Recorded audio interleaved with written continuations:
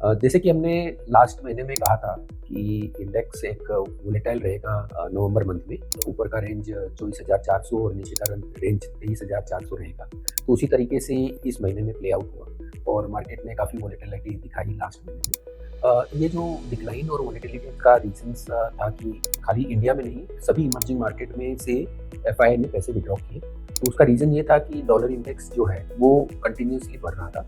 Last 2 महीने से dollar index बढ़ते जा रहा है। जो नीचे में सितंबर महीने में करीबन 100 रुपये के आसपास था, वो बढ़ के 108 तक पहुंच गया था। तो जैसे ही डॉलर इंडेक्स बढ़ता है या एप्रिशिएट होता है, तो एफआईआई को डायरेक्ट नुकसान होता है, उनके इन्वेस्टमेंट जो यूएस से बाहर है। तो उसके कारण एफआईआई पैसा विड्रॉ कर रही थी और वो इन प्रोसेस में न कि इंडिया, बस काफ़ी अदर इमर्जिंग मार्केट भी डिक्लाइन हो रहे थे। तो ये स्टार्ट हुआ इन एक्सपेक्टेशन की डॉलर ट्रम्प आएंगे एज ए प्रेसिडेंट। और एक महीने पहले जैसे कि अक्टूबर महीने में वो स्टार्ट हुआ, तो प्री प्रेसिडेंट इलेक्शन करीबन आधा बढ़ गया और फिर उसके बाद में प्रेसिडेंट इलेक्ट होने के बाद में भी वो आधा और बढ़ गया। तो ये प्रोसेस में काफ़ी सेल ऑफ हुआ, एफआई ने काफ़ी पैसा विड्रॉ किया और उसके कारण हमने यहाँ पर करेक्शंस देखा। इसके अलावा जो एडिशनल रीजन थे, लास्ट 2 क्वार्टर से रिजल्ट काफ़ी वीक रहे इंडिया में। कई रीजंस थे उनके रिजल्ट वीक आने के। एक तो ये कि गवर्नमेंट ने अपना स्पेंडिंग काफ़ी कम कर दिया था पहले 6 महीने में, एंड उसके अलावा भी इलेक्शन पीरियड होने के कारण काफ़ी एक्टिविटी कम हो गई थी। सीजनलिटी का भी इम्पैक्ट था इस बार। गर्मी का सीजन भी काफ़ी स्ट्रॉन्ग रहा और उसके बाद में बरसात भी काफ़ी स्ट्रॉन्ग रही, तो उसमें भी थोड़ा डिसरप्ट किया। अपार्ट फ्रॉम दैट, इन्फ्लेशन ऊपर रहने के कारण थोड़ा कंजम्पशन पैटर्न जो था वो भी डिस्टर्ब रहा और कंजम्पशन पावर जो पब्लिक का था वो नीचे आया था। यही सब रीजन के कारण फंडामेंटली थोड़ा वीकनेस रहा रिजल्ट्स में। अपार्ट फ्रॉम दैट, इसके अलावा जो रीजन्स थे कि वो था विड्रॉवल ऑफ मनी। बहुत सारा पैसा आईपीओ के रूप में या ऑफर फॉर सेल के रूप में या पी फंड के सेल से या प्रमोटर के सेल से या क्यूआईपी से इक्विटी मार्केट का जो पैसा था वो इक्विटी मार्केट से बाहर चला गया। तो और उसके साथ साथ में एफआईआई ने बड़ा सेलिंग किया। तो ये सब कंबाइन करके एक बड़ा पैसा जो मार्केट को सपोर्ट कर रहा था वो विड्रॉ हो गया। तो उसके कारण भी हमने ये करेक्शन देखा। तो ये तो हो गया पास, लेकिन इसके आगे क्या, यहाँ से अब आगे क्या दिख रहा है उसका, दैट इज मोर इम्पोर्टेंट। तो हमने देखा कि अक्टूबर महीने में काफ़ी अच्छा डिमांड रिवाइवल दिख रहा था, specifically because of festival season. तो फेस्टिवल के कारण हमने देखा कि हर एक एरिया में अच्छी डिमांड आई। बट नवंबर महीने में फिर डिमांड थोड़ा स्लो डाउन रहा, एंड ये जनरली होता है कि फेस्टिवल मंथ के बाद वाला मंथ में जनरली स्लो डाउन रहता है और वो उसी तरीके से प्ले आउट हुआ। बट हमको लगता है कि अगले महीने में, जैसे कि दिसंबर महीने में डिमांड रिवाइवल दिखना चालू हो जाना चाहिए। स्पेसिफिकली रीज़न ये है कि जैसे खरीफ क्रॉप कटी है और वो अच्छी क्रॉप कटी है और उसके बाद में उनको रियलाइजेशन भी कंपैरेटिवली अच्छा मिल रहा है। तो उससे एक जो मनी फ्लो है उससे रिलेटेड लोगों का, फार्मर और कनेक्टेड पीपल का, उनका सुधरेगा, तो उससे एक डिमांड रिवाइवल विजिबल होगा। उसके अलावा आरबीआई ने भी अपनी पॉलिसी में इंडिकेट किया कि वो इंटरेस्ट रेट उन्होंने अपना स्टैंड चेंज किया first of all from supportive to neutral. तो जो इंडिकेट करता है कि फ्यूचर में ना अब आरबीआई रेट कट का सोच रही है, तो क्वाइट पॉसिबल फरवरी महीने तक वो रेट कट का एक्सपेक्टेशन आ जाए।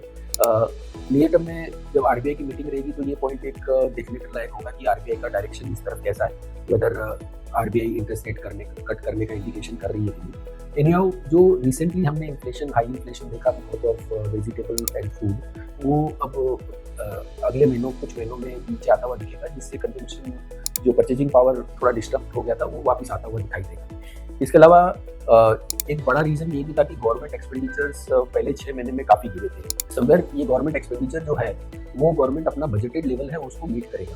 तो जो उन्होंने फर्स्ट 6 मंथ में शॉर्टफॉल रखा है एक्सपेंडिचर करने में, वो नेक्स्ट 6 मंथ में वो भरपाई करेंगे। तो इस बाकी के 6 महीने में जो ओवरऑल बाकी बचा हुआ उनका एक्सपेंडिचर है वो जोर से आएगा। तो उसके कारण 2 फायदे होंगे। एक तो लिक्विडिटी जो मार्केट में आज की डेट में थोड़ा टाइट चल रही है वो सुधरेगी, और दूसरी तरफ जो रिलेटेड कॉर्पोरेट्स को उससे बिजनेस मिलता है उनको तो एक अच्छा बिजनेस वापस मिलने की उम्मीद है। तो इसके कारण वो पर्सपेक्टिव भी सुधरता हुआ दिखाई दे रहा है। इसके अलावा जैसे एक फैक्टर और भी है कि जैसे यूएस मार्केट है, तो यूएस मार्केट इंडिया का काफ़ी बड़ा कंजम्पशन मार्केट है। तो वहाँ पर भी हमें लग रहा है कि इकोनॉमिक रिवाइवल आ सकता है कमिंग पीरियड में।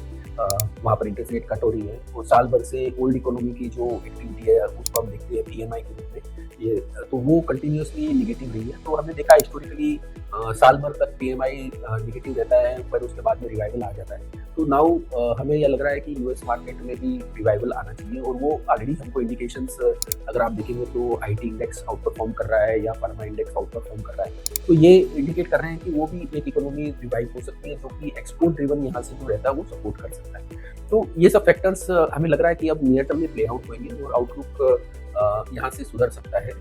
एक और पॉइंट जो है ये है कि एफआईआई जो कंटिन्यूसली सेलिंग कर रही थी बिकॉज ऑफ उनका करेंसी, इंडिया का करेंसी डेप्रिशिएट या डॉलर एप्रिशिएट हो रहा था, वो अब ऐसा लग रहा है कि रुकना चाहिए और रिवर्सल आना चाहिए। तो हो सकता है कि एडिशनल सेल्स नहीं आवे या मे भी थोड़ा बाइंग भी आवे।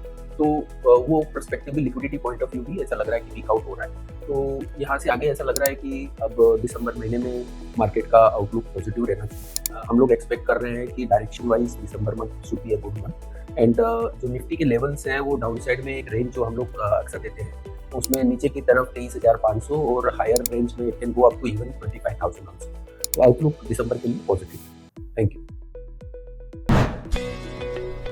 Subscribe to our YouTube channel and click on the bell icon to never miss an update from Nirmal Bang.